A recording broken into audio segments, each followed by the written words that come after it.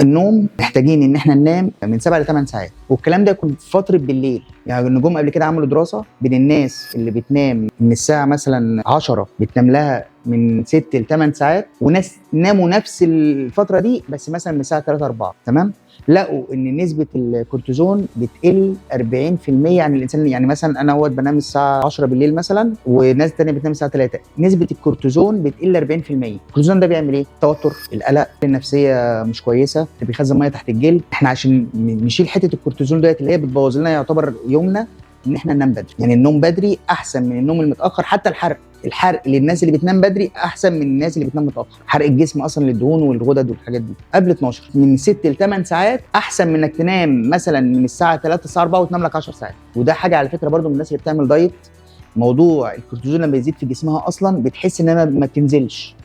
يعني موضوع النوم متاخر فالكورتيزون بيبقى عالي في جسمهم، فبتحس ان جسمهم اصلا بيملى ميه، ففي حد ذاته هو اصلا بيقفل نفسيته. يقول لك انا كده كده ما بنزلش، مهما بعمل مجهود على الفاضي وحارب نفسي على الفاضي.